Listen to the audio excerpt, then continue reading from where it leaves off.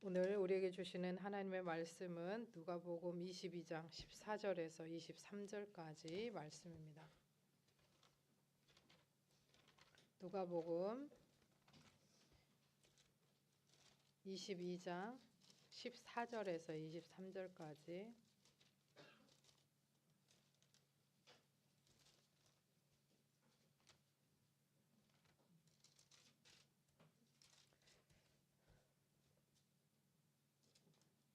신약성경 134쪽입니다. 누가복음 22장 14절에서 23절까지 함께 교독하겠습니다. 때가 이름에 예수께서 사도들과 함께 앉으사 이르시되 내가 고난을 받기 전에 너희와 함께 이 유월절 먹기를 원하였노라. 내가 너희에게 이르노니 이 유월절이 하나님의 나라에서 이루기까지 다시 먹지 아니하리라 하시고 이에 잔을 받으사 감사 기도하시고 이르시되 이것을 갖다가 너희끼리 나누라. 내가 너희에게 이르노니 내가 이제부터 하나님의 나라가 임할 때까지 포도나무에서 난 것을 다시 마시지 아니하리라 하시고 또 떡을 가져 감사 기도하시고 떼어 그들에게 주시며 이르시되 이것은 너희를 위하여 주는 내 몸이라. 너희가 이를 행하여 나를 기념하라 하시고 저녁 먹은 후에 잔도 그와 같이 하여 이르시되 이 잔은 내 피로 세우는 새 언약이니 곧 너희를 위하여 붓는 것이라. 그러나 보라 나를 파는 자의 손이 나와 함께 있더라. 인자는 이미 작정된 대로 가거니와 그를 파는 그 사람에게는 화가 있으리로다 하시니 그들이 서로 묻되 우리 중에 이 일을 행할 자가 누구일까 하더라. 아멘. 이것은 하나님의 말씀입니다. 예, 온 가족 예배로 우리 아이들까지 함께 있으니까 정말 교회가 또 꽉 찬 것 같습니다. 우리 빨리 끝내 보려고 목사님이 열심히 노력했는데 될지 모르겠습니다. 네. 자, 집중해서 한번 들어봅시다. 누가복음은 복음서가 마태, 마가, 누가, 요한 이렇게 네 가지가 있는데요. 누가복음은 특별히 이방인들에게 전하는 내용이다. 그래서 가장 보편적이고 가장 복음이 멀리 나가고 특별히 사회적인 약자, 연약한 자, 가난한 자들에게 나가는 복음입니다. 그리고 요한복음은 예수가 하나님의 아들이다. 그 얘기를 하기 위해서 처음부터 태초에 말씀이 계셨다. 이 말씀이 하나님과 함께 계셨다. 이 말씀이 곧 하나님이다. 라는 말로 시작을 합니다.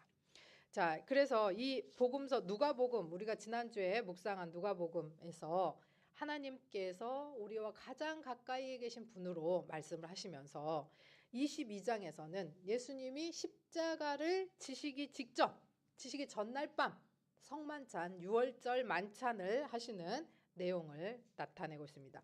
22장 17절입니다.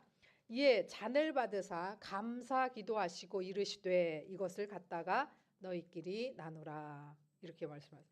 자, 감사하다라고 하는 말은요. 유카리스테오라는 말인데 카리스라고 하는 은혜라고 하는 말에서 나왔어요. 감사하다라고 하는 말이 은혜라고 하는 카리스에서 나왔는데 감사는 그래서 어떤 거냐? 은혜를 기억하는 행위가 바로 감사다라고 하는 거예요. 우리가 감사하다라고 했을 때 뭔가가 참 고맙다라고 했을 때는 그거에 대한 은혜를 기억해낼 때 감사가 나온다는 거죠. 그리고 22장 19절 20절입니다. 또 떡을 가져 감사기도 하시고 떼어 그들에게 주시며 이르시되 이것은 너희를 위하여 주는 내 몸이라. 너희가 이를 행하여 나를 기념하라 하시고 저녁 먹은 후에 잔도 그와 같이 하여 이르시되 이 잔은 내 피로 세우는 새 언약이니 곧 너희를 위하여 붓는 것이다. 자, 우리가 이제 성찬식 때마다 그 6월절 예수님의 성찬 최후의 만찬을 기념하면서 이렇게 식사를 하는데요. 이것은 사실 그냥 우리는 기념하는 그런 게 있을 수 있지만 예수님의 이 최후의 만찬은 단순한 식사 자리가 아니었습니다. 히브리어로는 세데르라고 하는데요. 이 뜻이 뭐냐? 순서, 뭐 질서 이런 뜻이에요. 그래서 굉장히 여러 가지 순서와 질서를 가지고 그 행해지는 행사였어요. 그래서 보통 이스라엘은 하루를 계산할 때 저녁이 되며 아침이 되니 이렇게 하잖아요. 그래서 하루가 유월절이 금요일 날 안식일이 금요일 날 저녁에 시작되는 것처럼 이 유월절 저녁 식사도 저녁에 시작하는 거예요. 저녁에. 그래서 자정 무렵이 지날 때까지 계속해서 몇 시간 동안 이루어지는 굉장히 복잡하면서 정교한 온 가족이 함께 참여하는 그런 순서였습니다. 그 이 예배 때 이 전통적인 유월절에 예수님께서 새 언약을 세우시고 이 유월절을 완성시키셨다라고 하는 거예요. 우리는 마태, 마가, 누가복음에는 예수님이 잔을 드신 게 몇 번 나올까요? 몇 번 나와요? 한 번 나와요. 한 번. 그럼 누가복음에 몇 번 나올까요? 2번 나와요. 그럼 원래 유월절 유대인들이 했던 유월절은 잔을 몇 번 들까요? 4번 들어요. 우리 저기 윤실이가 맞췄어요. 4번 들어요. 4번. 그럼 4번의 잔이 다 의미가 있어요. 근데 성경에는 왜 그걸 다 빼먹었냐? 네, 예수님이 다 생략하고 하셨을 수도 있고요. 성경은 기록 목적이 있다 그랬죠. 목적에 따라 안 써도 되는 것들을 좀 뺐을 수도 있어요. 자, 누가복음에 2번 한 것도 뭐 특별한 이유가 있는지 아니면 그냥 그렇게 쓰게 됐는지 잘은 모르겠지만 어쨌든 이 누가복음에 두 개가 나오다 보니 왜 잔을 들었다는 게 2번이지?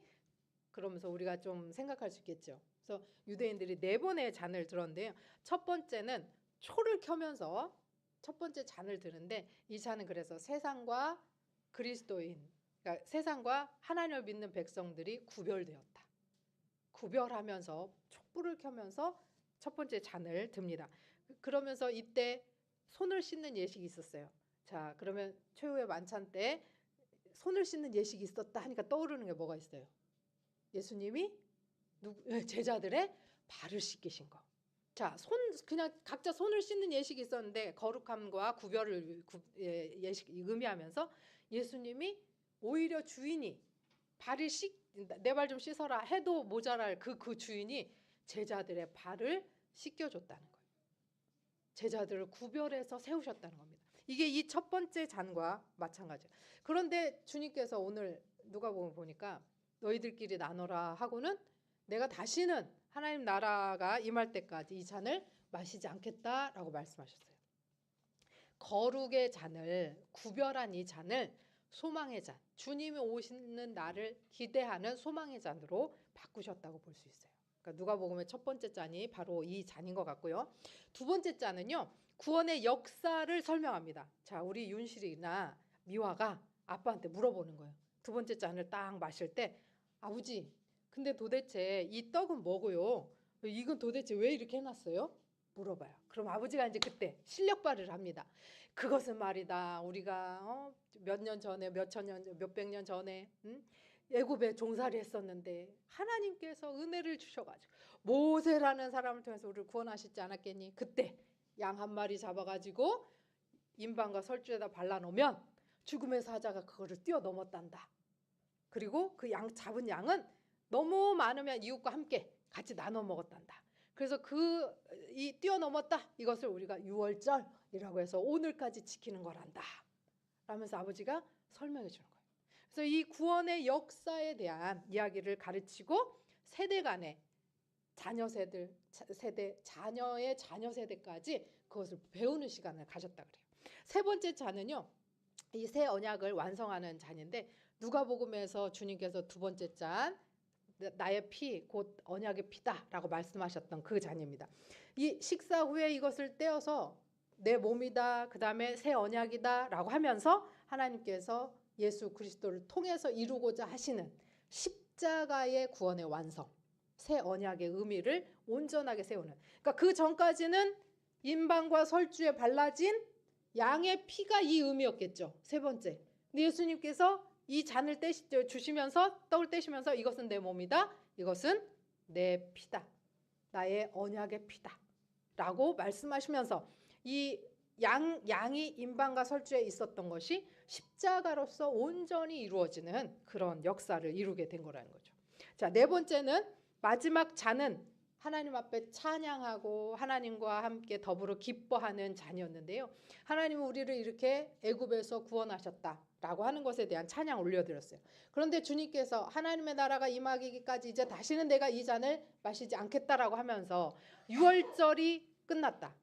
물리적인 유월절은 끝났다. 그리고 예수 그리스도의 십자가의 구원이 이루어진다. 그 구원은 지금 이미 이루어졌지만 아직 오지 않은. 그래서 예수 그리스도의 십자가를 통해서 이루어진 구원이 주님이 재림하는 날 완성될 때까지 소망을 가지고 기다리도록 하는 완성의 잔으로, 재림의 소망의 잔으로 나아갔다고 볼 수 있습니다. 그런데 누가복음 22장 이 유월절 식탁은 사실 평화로운 식탁은 아니었어요. 22장 3절부터 6절까지 한번 교독해 보겠습니다. 12 중에 하나인 가롯인이라 부르는 유다에게 사탄이 들어가니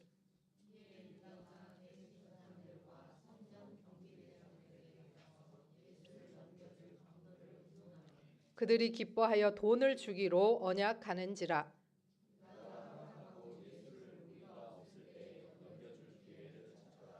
예, 22장 23절 24절입니다. 그들이 서로 묻되 우리 중에 이 일을 행할 자가 누구일까 하더라. 또 그들 사이에 그 중 누가 크냐 하는 다툼이 난지라. 자, 33절 34절도 한번 교독해 보겠습니다. 그가 말하되 주여 내가 주와 함께 오게도 죽는 데에도 가기를 각오하였나이다.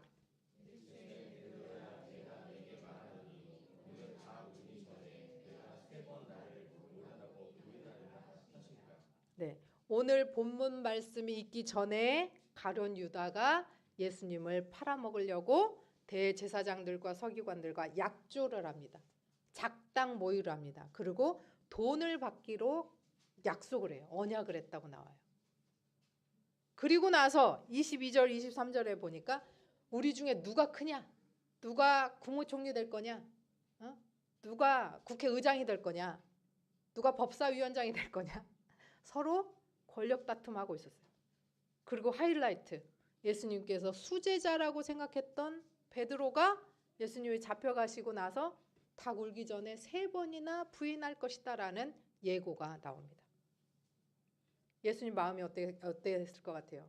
지금 작당 모의해서 돈 받고 예수님 팔아먹으려고 하는 그 제자가 지금 같이 있어. 우리는 조금 마음만 불편하게 하는 사람과 같이 있어도 소화가 안 돼요. 근데 예수님 그 사람과 같이 있어요. 그리고 조금 지나면 누가 더 크냐? 예수님이 죽냐 안 죽냐? 내가 십자가의 고난을 받을 거야. 주님이 예고하시거든요. 앞에서도 몇 번 예고를 하셨거든요. 근데 지금 이것은 내 언약의 피, 이것은 내 살이다 말씀하시는데 안중에도 없어. 누가 높은 데 갈 거냐? 그리고 베드로가 주님, 내가 주님을 위해서 죽는 데에도 오게도 가겠습니다. 라고 말했는데 그렇게 말한 이 베드로가 3번이나 부인할 것을 주님이 알고 계셔요. 얼마나 착잡했을까요? 아무도 없는 진짜 세상에 망망대해 혼자 계실 것 같은 이 자리에 그렇게 배신자 그리고 철딱선이 없는 이런 사람들이 둘러앉아 있는 거예요. 그런데 예수님은 이 자리에서 그들과 함께 감사하셨다는 거예요. 감사하셨다. 더 중요한 것은 죽음을 앞두고 하나님 앞에 감사했다는 거예요.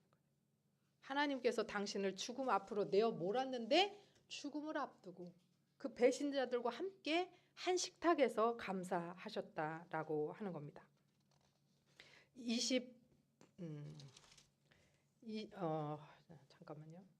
21절 말씀 함께 읽어보겠습니다. 그러나 보라 나를 파는 자의 손이 나와 함께 상 위에 있도다. 그러나 보라 나를 파는 자의 손이 나와 함께 상 위에 있도다. 여러분 이렇게 어떻게 감사의 만찬을 할 수가 있겠어요? 감사 기도가 나오겠어요? 하나님 어떻게 이럴 수가 있어요가 나와야지. 근데 하나님은 예수님은 감사의 기도를 하시고 자기를 파는 사람과 함께 그 식탁에 같이 있는 그 사람과 함께 나아가셨다라는 거예요. 이게 어떻게 가능하냐? 요한복음 15장 5절 말씀입니다. 나는 포도나무요 너희는 가지라. 그가 내 안에 내가 그 안에 거하면 사람이 열매를 많이 맺나니 나를 떠나서는 너희가 아무것도 할 수 없습니다. 예수님께서 제자들에게 뭘 말씀하시냐면 내 안에 거하라. 거한다라고 하는 것은 머물러라. 여기서 살아라. 그런 뜻이에요. 반대말로는 떠나간다라고 하는 뜻이 있어요. 그러니까 떠나지 않고 붙어 있으면서 함께 사는 것. 그게 거하는 거예요. 자, 예수님이 하나님 안에 거하고 하나님이 예수님 안에 거한다고 말씀하셨어요. 그리고 나서 예수님이 제자들에게 내 안에 거해라. 그러면 너희가 열매를 많이 맺을 수 있다. 어떤 열매? 감사의 열매도 맺을 수 있고 사랑의 열매도 맺을 수 있고 성령의 열매도 맺을 수 있고 여러 열매를 맺을 수 있다는 거예요. 예수님 안에 거해야. 감사란 내가 얼마나 가졌는가에 대해서 하는 것이 아닙니다. 감사는 내가 누구와 함께 있느냐, 거기에 대한 감사인 것 같습니다. 저는 오늘 감사주의를 맞이해서 우리 꼬맹이들과 함께 있는 것이 너무나 감사합니다. 또 여러분들과 함께 있는 것이 너무나 감사합니다. 제가 그냥 하는 말 같지만 정말 제가 목사로서 이 자리에 있을 수 있는 것은 여러분의 은혜입니다. 물론 하나님의 은혜죠. 어떤 분이 교회를 안 다니시는 분이 저한테 목사로서 사는 삶은 어떠세요? 라고 물어보더라고요. 그래서 근데 저만 그런 게 아니라 우리 이영신 목사님도 그러실 것 같은데 하나님이 우리 아까 부른 찬양에도 나온 나 같은 것을 써서 들어서 목사를 삼아 주셨다는 게 참 너무 감사하고 너무 죄송스럽고 너무 감격스럽지 않나 싶은 생각이 듭니다. 제가 이 자리에 있을 수 있도록 해주신 여러분들께 다시 한번 이 자리를 빌어서 또 감사를 드립니다. 감사는 그래서 어떤 계절, 열매가 맺히는 가을에만 드리는 게 아닙니다. 열매가 맺힌 상황에서만 드리는 게 아니에요. 혹독한 겨울에도 드릴 수 있어야 되고 열매가 아무것도 없는 상황에서도 드릴 수 있는 것이 감사예요. 왜? 하나님과 함께 붙어 있을 때 나올 수 있는 것이고 내가 얼마나 가졌냐가 아니라 내가 하나님과 지금 함께 있냐 없냐 그것에서 나오는 것이 감사이기 때문에 그렇습니다.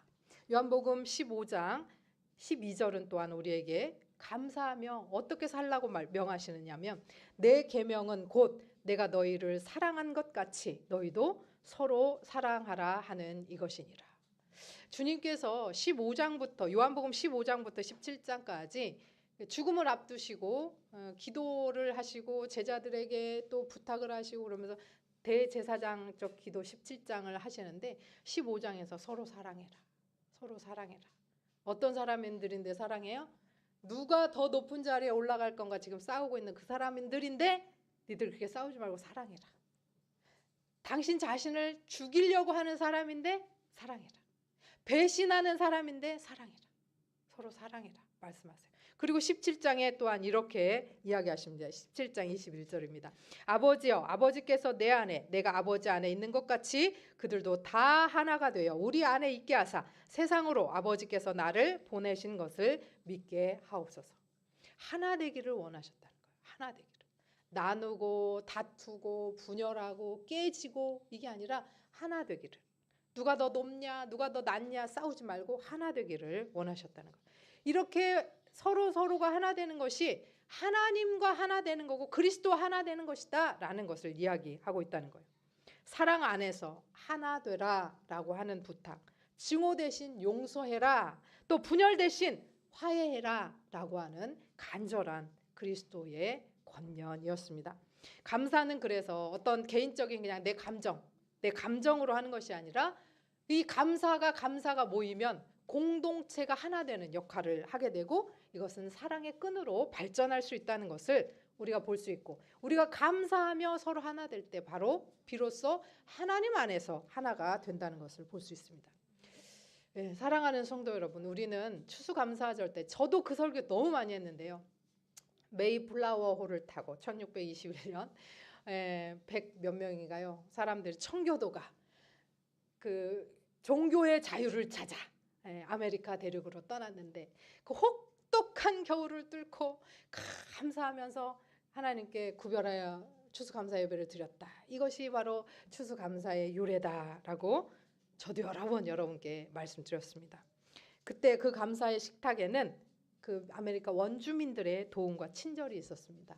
그 원주민들이 씨앗을 주지 않았고 농사 짓는 법을 가르쳐 주지 않았다면 그 땅의 기후와 그런 것들을 잘 알려주지 않았다면 이들은 추위와 가뭄과 굶주림과 기근으로 죽을 수밖에 없었을 것입니다.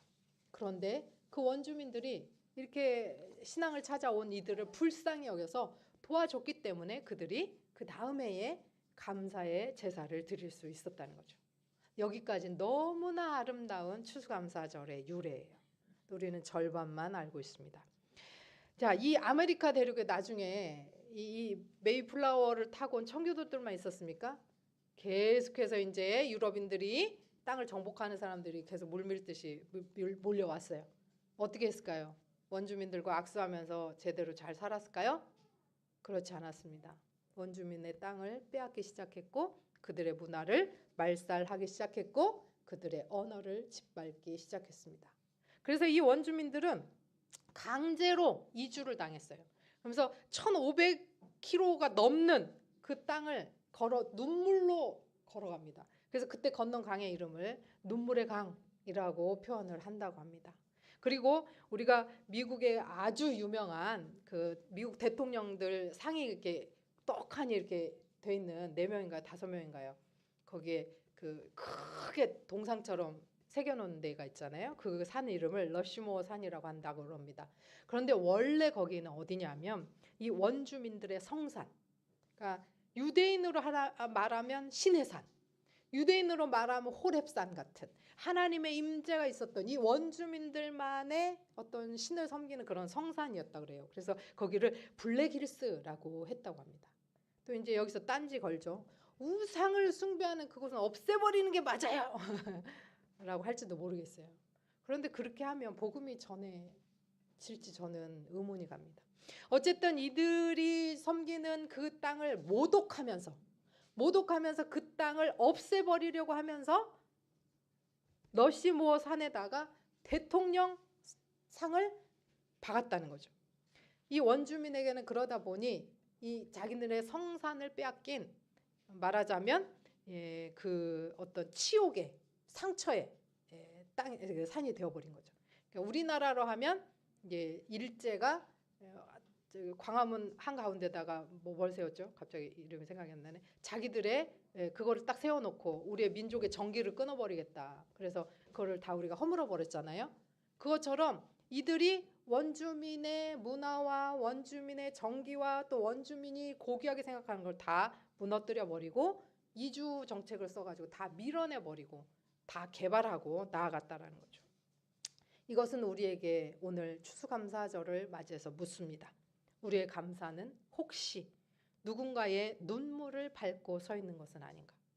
우리의 감사는 혹시 남의 목숨을, 남의 생명을, 남의 노력을 짓밟고 올라간 것은 아닌가? 문명과 발전의 이름으로 행해지는 폭력 속에 감사의 자리에 누군가의 눈물이 지금도 흘러 눈물의 강이 되고 있는 것은 아닌지 우리가 한번 물어봅니다. 여러분, 예수님의 감사는 이런 감사와 달랐습니다.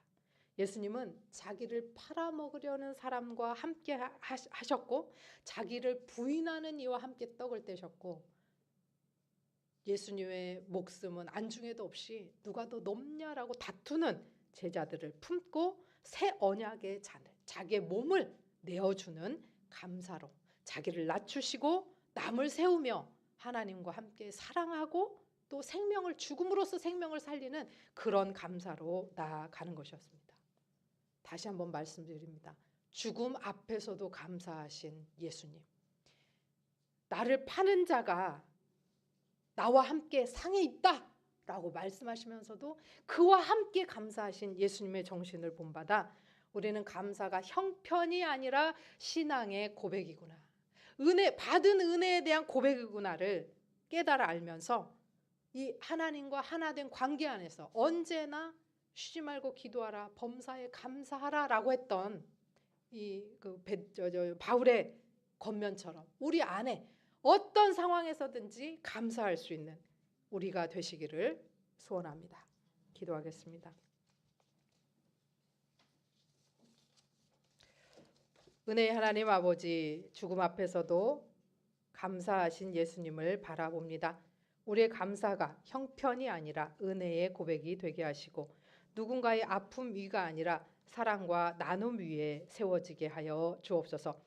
예수님의 감사로 우리의 삶이 새로워지고 우리의 공동체가 하나 되게 하시며 옆에 있는 한 사람 한 사람 내가 모르는 그 사람도 나를 위해서 뭔가 하는 일이 있다는 것을 깨닫게 하시고 서로가 서로에게 감사와 은혜의 아름다운 말들을 나눌 수 있도록 도와주시옵소서. 백만인 교회를 여기까지 인도해 주신 하나님 감사합니다.